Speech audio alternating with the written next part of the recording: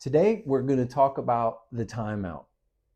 This is especially important in marriage, dating, couples relationships. Super important. Now, this can be important at work too, but this is really applicable to couples. So, I was driving home from Daytona Beach years ago. I had my wife in the passenger seat, my daughter, her friend, and my son in the back seat. We're driving a CRV, and we stopped at that place on A1A where it's Ormond and Daytona Beach meet. And I was nostalgic for a second because as a kid, I thought that was kind of cool that that restaurant was right there where Ormond and Daytona Beach. And no sooner did I start to say that to my wife, did we bang experience rear-endedness. I mean, we got hit from behind at a red light. So I immediately went from a nostalgic phase into a phase of overwhelm. My eyes got wide and I kind of felt like everything started to go into slow motion. And in that moment, I checked to make sure my wife was okay. I mean, it was enough to rattle me. My kids were okay, but the back windshield was spider webbed big time. So what come to find out, we were in the left lane and the turn lane was next to us. Well, the person behind us saw the people going and they started going while we were sitting still. And that they had one of those Jeeps with the little thing on the front that went right up into the back end of our car. That's what caused a lot of the damage. But here's the point. I was overwhelmed. I was literally aware that I was overwhelmed because I teach what I'm about to teach to you. And I was like struggling to think through what to do next. So I was saying to myself, okay, Dave, turn the car off, get out of the car, take out your phone and take pictures. I began to kind of slow talk myself because if you had hooked up a heart rate monitor to me, I was probably 120, 130 beats a minute. I wasn't angry, I was overwhelmed. It took me about an hour to come off of that because my family was in the car and I was overwhelmed by that. A dynamic happened in that moment. I couldn't listen and I was having a difficult time creatively solving conflict or solving a problem. So I realized that I was in an attack and defend mode. A primeval place came out of me. Primitive maybe is better than primeval. Primitive place in me came out that was highly protective, and I was incapable of seeing the full scale around me. I was seeing narrow. I was kind of like this, and it took about an hour to come off of that. So what does this have to do with a timeout? Thank you for asking. When's the last time you had an argument with someone and you felt the same thing? I know y'all, if you're my clients and you're watching these videos, this happens. It's some of the reasons why you come in. We're all people. Christian people, non-Christian people, doesn't matter. We all disagree, fight, and lose our cool. Sometimes in traffic, but sometimes with the people we love. So here's the deal. The science says that we have something that happens. It's called diffuse physiological arousal, DPA. Hey, let's be simple. Let's just call it being flooded. Dr. John Gottman calls it being flooded.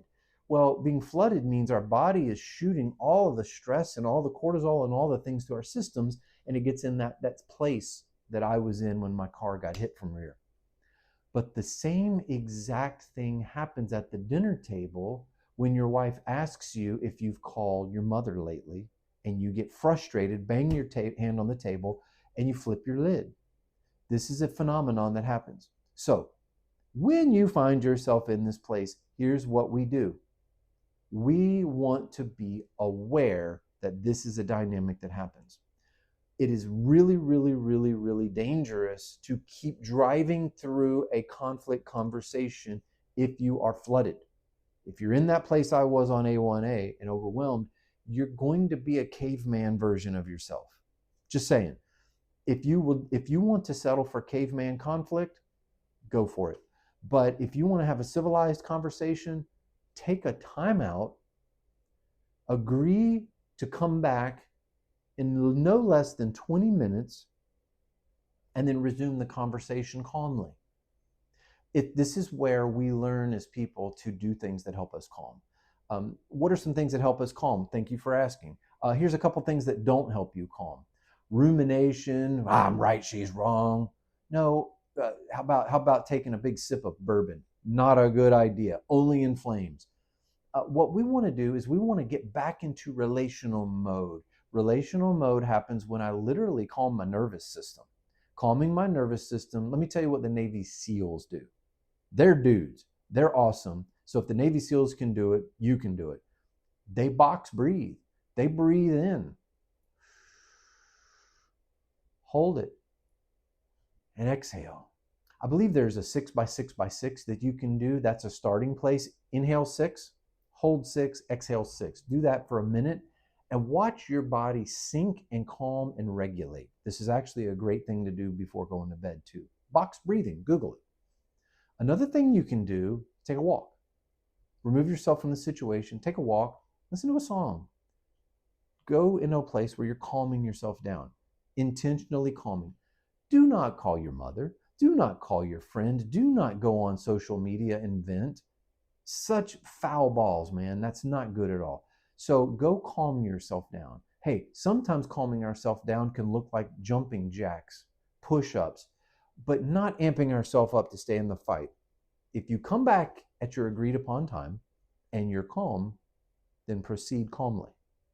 If you can't proceed calmly, call another timeout, calm yourself until you can. May I say to you, trust me on this. If you can do this, you will save yourself miles and miles of cleanup.